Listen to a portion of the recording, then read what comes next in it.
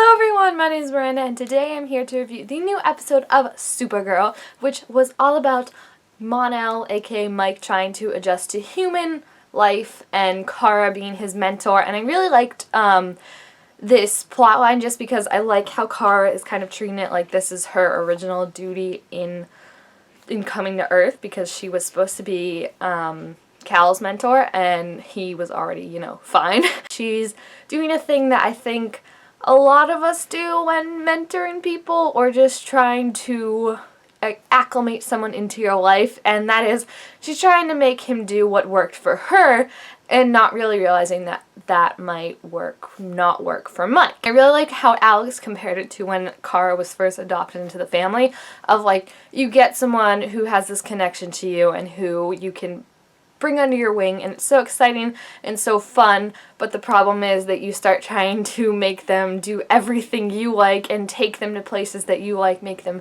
do the things that you think are good for them, and that was kind of Kara's whole journey through this episode, even though I have to admit Mon-El is not the easiest person to mentor, because that man he tries you at every aspect. Like, honestly, I do like Mon-El. I'm a fan of him, but he does have his douchier moments, I will admit, and this episode was kind of full of them. Like, I like that him and Kara are still friends, and they kind of realize, okay, we're never gonna be the same person. We're never gonna, like, fully get along. Like, they had that whole line where she's like, I think I'm always gonna be kind of mad at you, and he's like, yeah, I think that too, because they're just so different, and Mon-El is from, like, this land of, like, partiers and kind of not really caring too much about consequences or work or life, and I feel like Kara is from Krypton, which was all about life and duty and family and all that, and now they're on Earth, which again is very much about you have to kind of work to make a living and do things that not necessarily they did on Daxam, so I think it's an adjustment for him, but we quickly all realized, but it took Kara a little longer to realize, that he is not suited for an internship. I don't know what he'll end up doing. I could see something maybe a little more like mechanic or something like that, or maybe helping Win with like engineering stuff. I don't really know like what his life on Daxam is like aside from partying, so we don't know what his interests are, and it took Kara this long to figure out that she wanted to be a reporter, so I think it's going to be kind of fun to see Mon-El kind of struggling and out of his element and like a fish out of water, trying to figure out who he wants to be and what he wants to do. And I wish they hadn't named him Mike, because like Mike is just like such a like white boy name. Like, I don't know, I feel like they could have given him like Kara and Clark are like so cool and so different, but then they go with like Mike and his name is like Mon-El. You could have done like Montgomery. That would have been cool if they named him Montgomery or something. My favorite like reoccurring joke throughout the whole thing was how no one could remember his name was supposed to be Mike. Like, Mon-El forgot it like twice, and then Kara one time was like, oh, I'm having such a hard time with Matt, and Alex like, who's Matt? And she's like, oh, Mike. It was just like a funny line to see them all kind of like adjusting, because this is obviously what they went through when Kara first showed up. I feel like Kara and Mon-El had a very good heart-to-heart at the end when she realized like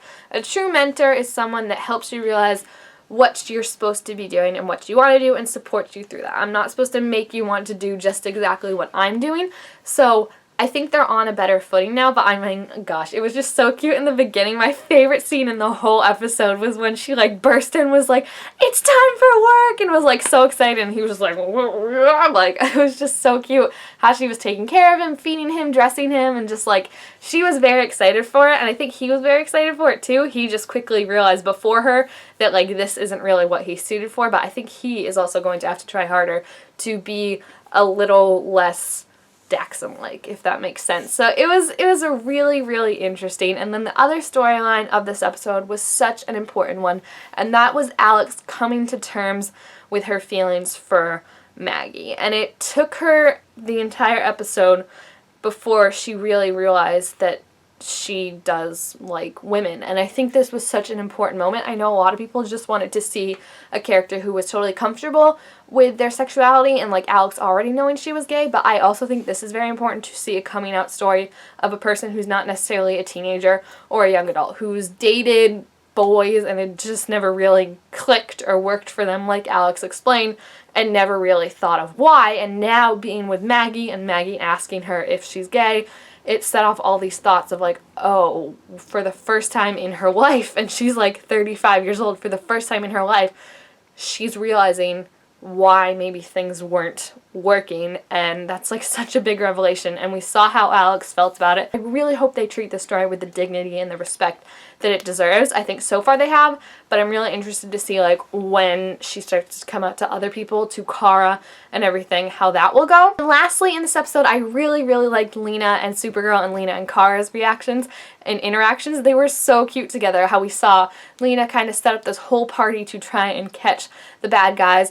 And I loved when it was going on and Supergirl was getting her butt kicked, how Lena had that whole thing going on under the table and was building it, and Wynn found her and was like, what are you doing? And then like they talked it out and they figured it out what the problem was. And it was just so cool to be reminded of how smart and how like good Lena is. Like, she's very smart and analytical and cunning and can kind of figure these things out. So it was really cool to see that and be reminded that she is not only a Luthor, but she's just as smart as the rest of the Luthors. And then the big revelation at the end was that this lady who is the big bad of season 2 is Lena's mother. So this brings up so many questions of what is Lena's relationship like with her mother. It didn't seem that great from the interaction we saw. She's like, oh, what do you want, mother? But then we also saw earlier when the lady was like, I'm trying to make a better world for my daughter and my son. So like that right there, obviously she does care about Lena. It's just, where is Lena gonna fall in this spectrum? Because now not only is Lex Luthor bad, but the mommy Luthor is bad as well. So like now we see she kind of grew up in this environment of hating aliens and people that told her aliens are bad. So it's going to be interesting because she obviously really does like Supergirl and has a good connection and friendship with her.